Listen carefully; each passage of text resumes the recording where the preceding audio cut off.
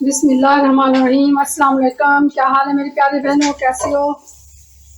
खैरियत से होंगी इंशाअल्लाह ताला। और आज मैं बना रही हूँ खंडियाँ या खंडलियाँ या ढोकला। ढोकला इसको इंडिया में कहा जाता है, लेकिन हम जैसे यहाँ के जो राजपूत फैमिलियों में ज़्यादा खंडलियाँ बनती हैं बेसन की।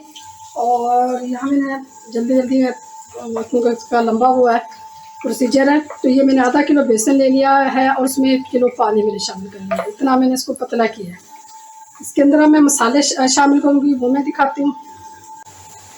ये 1 टीस्पून मैंने कुटा हुआ धनिया ले लिया, ½ टीस्पून हल्दी ले ली, ½ टीस्पून मैंने ये सूखा लहसुन ले लिया, 1 टीस्पून ज़ीरा साबुत ज़ीरा, और ये ½ टीस्पून के करीब ही ये अदरक पाउडर है।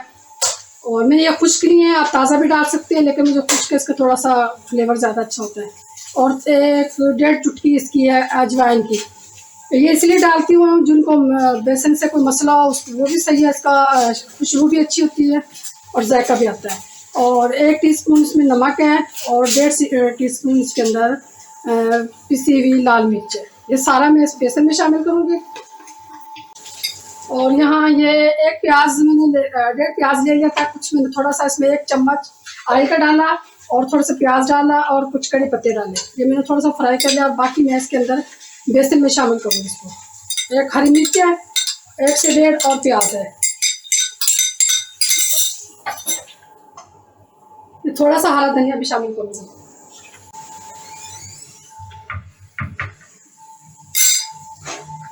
अब ये इसके अंदर मैं शामिल डाल दूँगी सॉस पैन में। ये मुझे 8 से 10 मिनट इसको पकाना है, जब तक कि अच्छी तरह सख्त नहीं हो जाएगा, और उसको तक मैं इसको चलाती रहूँगी। उसके बाद मैं इसको परात के अंदर फैला दूँगी, फिर इसकी मैं खंडलियाँ काटूँगी।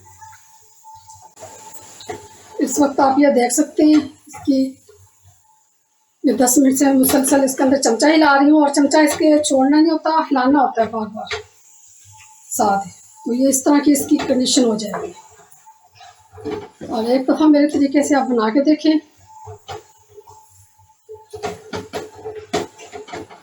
अब मैं इसको 2 मिनट के लिए ढक दूंगी इस तरह, और फिर मैं इसको परात में इसको फैलाऊंगी।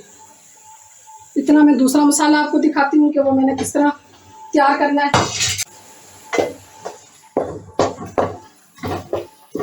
यहाँ मैंने बड़े साइज के 5 प्याज ले लिए थे और उसको मैंने चॉप कर लिया था और उसको फ्राई कर लिया 1 कप ऑयल का डाल के।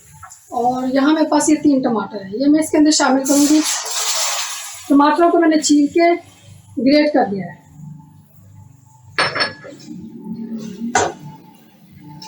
क्योंकि मुझे इसमें से भुनी हुई भी निकालनी है, मसाला मैं ज़्यादा बनाती हूँ और मसाले में कंजूसी ना किया करें। टमाटर प्याज जिससे सालन का जायका भी अच्छा होता है, ग्रेवी अच्छी बनती है। और आपके इलाके में क्या कहते हैं इसको? खंडियाँ कहते हैं, खंडियाँ कहते हैं, क्या कहते हैं? किस किस को पसंद है कमेंट्स में ज़रूर बताया करें। इसको मैंने ½ कप से कम ऑयल डाला था, मैं इसमें कुछ और डालूंगी क्योंकि मुझे इसमें भुनी हुई निकालनी है। अब ये 1 कप से ज़्यादा थोड़ा ऑयल हो चुका है इसके अंदर। इधर ये मसाला मेरा तैयार होगा। इसमें और स्पाइसेस डालेंगे। ये 1.5 टेबल स्पून मेरे पास सुरख मिर्च है और 1 टीस्पून नमक और 1 चुटकी काला नमक। मैं काला नमक इस्तेमाल अक्सर करती हूँ क्योंकि ऐसे जैसे बेसन की चीज़ें कोई भी उसमें हाजमे के लिए बहुत अच्छा रहता है ये। और ये 1 टेबल स्पून के करीब ये कुटा हुआ धनिया और 1 टीस्पून हल्दी, और ये अदरक लहसुन का पेस्ट है। और बाकी जो मिर्च नमक मिर्च जो भी है ना, या आप अपने पसंद के मुताबिक कर सकते हैं, लेकिन मैं जो मसाले आपको बताती हूँ वो पूरे होते हैं, परफेक्ट मसाला होता है उसका। और अगर तेज़ खाने वाले हैं तो वो थोड़ा मिर्च नमक का इस्तेमाल ज़्यादा कर सकते हैं, जो कम खाने वाले हैं वो कम करें। यहाँ मैं दही डालूँगी क्योंकि टमाटर मैंने ज़्यादा डाले हैं तो ग्रेवी चाहिए, तो फिर दही के साथ ग्रेवी ज़्यादा अच्छी बनेगी। हाफ कप के करीब मैंने दही डाली है इसमें। और दूसरी साइड में जिसमें मैंने खंडियाँ बनाई थी उसमें मैंने 2 गिलास पानी के डाल के उबलने के लिए रख दिया है। वही पानी मैं इसके शोरबे में इस्तेमाल करूँगी। खंडियाँ मैंने इस तरह जमा दी थी और इसमें अब मैंने ये क्रास लगा दिया तो ये सूख चुकी है। इसको मैं ऐसे उखाड़ लूँगी। और ना ही मैंने ये इसको बड़ा रखना है, ना ही छोटा, और ना ही बहुत मोटी, इनके दरमियानी होनी चाहिए। और ना ही मैंने इसके नीचे आयल लगाया। अगर ये अच्छी तरीके से पका लेते हैं तो इसके कोई चीज़ भी लगाने की जरूरत नहीं, चमचे के साथ ही अच्छी तरह चिपक जाती है। यहाँ मैं कुटा भुना जीरा डालूंगी 1 टीस्पून। यहाँ मैं इसके अंदर इस वक्त कसूरी मेथी शामिल कर दूंगी। और ये मेरा दाल मसाला, कड़ी मसाला, खंडरी मसाला, ये सारा है, ये भी इस वक्त इसके अंदर शामिल करूँगी क्योंकि मुझे भुनी हुई निकालनी है तो इसके अंदर ही मैं शामिल करूँगी। और थोड़ी सी हरी मिर्चें शामिल कर दूँगी कटी हुई, थोड़ा सा हरा धनिया शामिल करूँगी।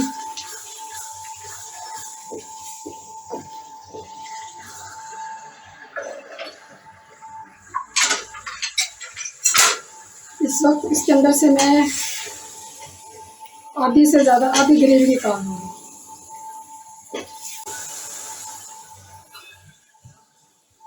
इस वक्त मैं इसके अंदर ये आधी खंडलियाँ डाल दूँगी इस तरह।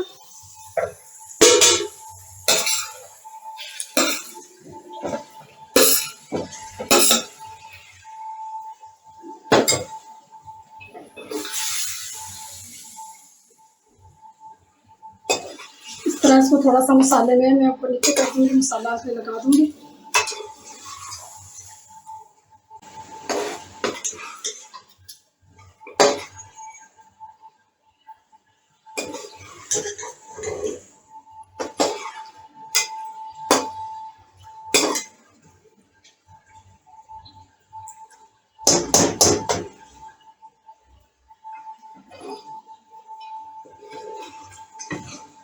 अभी मैं डिश में निकालूंगी इसको।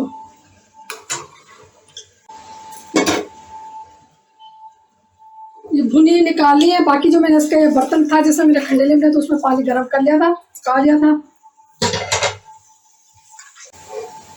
बाकी जो मैंने मसाला निकाला था वो इसमें शामिल कर दूंगी, जो मैं इसके अंदर शोरबा बनाऊंगी।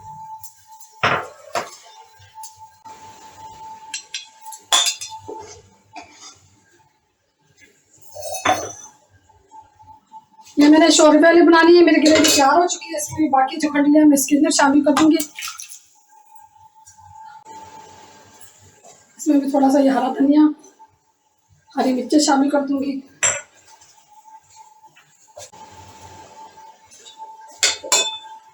ये मेरी शोरबे वाली खंडली है, अब वो दूसरी भुनी हुई है। आपको कैसी लगी मेरी खंडले की रेसिपी, इनकी फरमाइश थी वो कमेंट्स में बताएं।